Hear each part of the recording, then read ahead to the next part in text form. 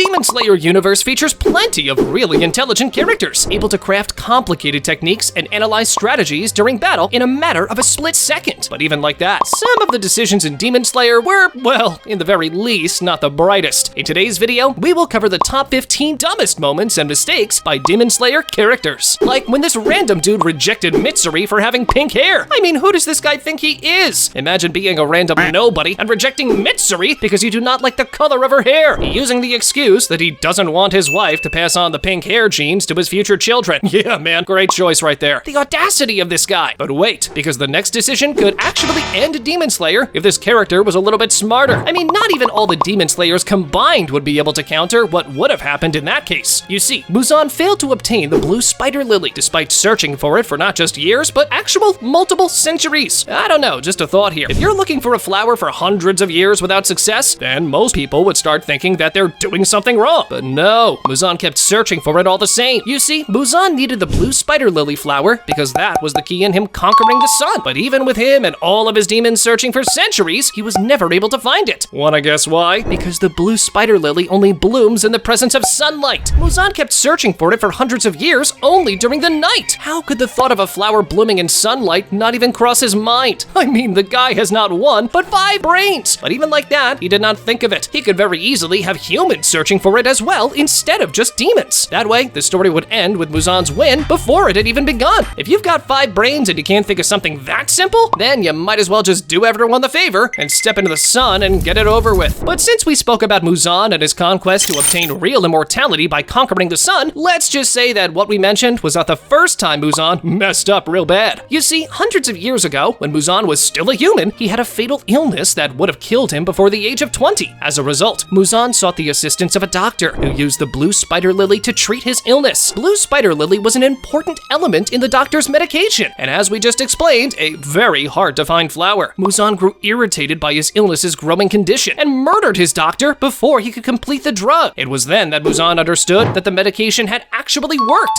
and he gained a powerful physique. But because the drug was a sample and the doctor had not yet completed the treatment on him, Muzan couldn't step into sunlight and also started seeking human flesh, practically converting him into a demon. When Muzan discovered that the doctor's life-saving therapy was effective and that he had no clue how to complete his treatment, he immediately regretted murdering him. He spent years looking for the flower, hoping to use it to finish the procedure and create the perfect everlasting body, but he was never successful. If he was just a little bit patient, or, just asked what was going on, he could have again conquered the sun without really doing anything, just staying still until the doctor finished his job. I mean, come on, man. Moonwalk cannot be the only thing you're good at. Another stupid decision that had to do with Muzan was during the Lower Moon meeting. Okay, at least this time around, the dumb decision was made by someone else and not Muzan. Wakuraba, the Lower Moon 3 demon, should probably get an award for the dumbest moment in all of Demon Slayer, potentially in all of anime. Imagine sitting calmly somewhere around the world and your master has the ability to willingly summon you in front of him whenever he wants. He's the one who created you and gave you powers by simply giving you just a mere few drops of his blood. He can literally read your freaking mind. And yet your decision is to try and run away from him in order to escape. And all of that while being inside a dimension Muzan literally created. Yeah, we're talking about a real genius right here. No doubt about that. But speaking of the lower moons, we must state that Enmu did not go by without any dumb decisions. You see, yeah, she did play it smart in front of Muzan by praising him and giving that speech in front of him,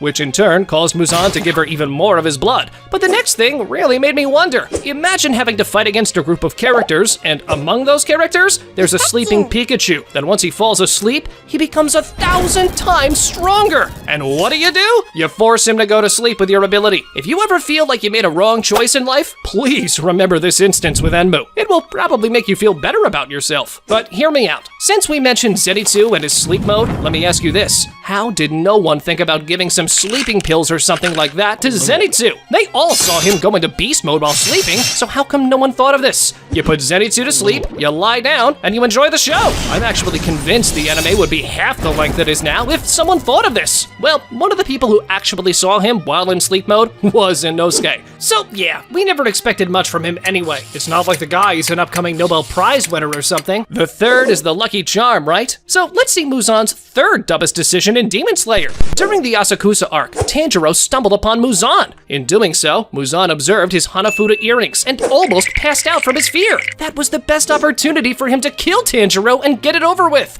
Tanjiro stood no chance at this stage, so this would have been child's play for him. It's not like Muzan couldn't escape after he had killed him if he wanted to, even if his identity was blown because of that. It's much easier to find a new family afterwards than to have to find Tanjiro all over again, since he could start hiding after that. After all, we saw Muzan being able to shapeshift and take the appearance of both a woman in one occasion and that of a young child in another, so that would have been an absolute piece of cake for him. Instead, he did not take the chance, and after a series of events, he surely regretted it. But even after that, Tanjiro should have become a top priority for him. You don't get to meet a demon slayer bearing the Hanafuda earrings every day. I mean, that should have been the first clue that Tanjiro is the protagonist. So Muzan should have done everything in his power to eliminate him, which he didn't. He did make some efforts to do that later on, but nothing really major. Okay, we did slander Muzan quite a bit in this video, so let's mention some other demons for a change. During the Mugen Train arc, Akaza was playing around with Rengoku. Well, I'll only say that he was almost killed because of that by both Rengoku and Muzan later on. Plus, if he was serious, he could have ended the series right there and then by killing both Rengoku and Tanjiro. But you see, the Upper Moon 3 was not the only one that underestimated his opponent. Yoko had Muichiro in the palm of his hand, as he had him immobilized inside his water prison. Instead of killing him, he allowed him time to bounce back. Well, I'll only say that Muichiro wanted all the smoke after that. Yoko ended up becoming minced meat instead. From the Upper Moon 5 to the Upper Moon 1, Kokushibo. Imagine being so envious of your brother that you decide to become the very thing you swore to fight. Let's ignore for a moment that he hated his brother for literally nothing. The act of him becoming a demon just to become stronger than his brother, well, it didn't pay off well now, did it? Even as an old man, being just a few breaths away from dying, Yoriichi was still miles ahead of him, even if Kokushibo became a demon. So, at the end of the day, he did all of this for nothing. We did mention a lot of stupid decisions of Muzan, but even like that, we couldn't leave out this bad decision. He could have had demons team up to take out Hashiras. For the Upper Moons, yeah, I know that most of them hate each other and don't like working together, but at the end of the day, Muzan can force them to do whatever he wants. Even if he did not want to do that with the Upper Moons, he could at least do it with the Lower Moons instead of killing them. He could just assign them all to attack a Hashira. Well, I guess Muzan underestimated the power of plot armor. I mean the power of Hashiras. And because of that, his precious Upper Moons were killed. Okay, last thing I'll mention on Muzan. I know, half of the video was me criticizing Muzan. But look, at the end of the day, it is what it is. If he doesn't like it, he could just be more clever with his actions. Before the Swordsmith Village arc, Doma expressed the wish to go along with Gyoko instead of Hantengu. According to my precise, highly scientific calculations, if Doma went instead of Hantengu, the battle would be over in about 5 to 10 seconds, except if Doma wanted to play around and, I don't know, gave him a few minutes to say their prayers before he eliminated everyone present there. Now, when it comes to fights taking place during the Infinity Castle arc, Tanjiro screaming when he was right behind Akaza and about to behead him can be described as anything but a wise call. I mean, that made me facepalm so hard. Akaza was not aware of him at all, and instead of landing the blow, Tanjiro started screaming. Apparently, too much time around Inosuke does tend to loosen your brain a bit. Since we mentioned Lord Inosuke, let's close with him. During his fight with Doma, Inosuke showed that his IQ is, well, not the highest. I mean, when faced in front of him, Doma's eyes literally write Upper Moon 2 in them. Inosuke then proceeds to use his special technique or whatever to decipher the riddle and conclude that Doma is, after all, Upper Moon 2. Well, Doma's expression says it all. My guy was too stunned to speak. Check out this video, where we present 22 small details you might not know about Gojo Satoru. Go on, check it out!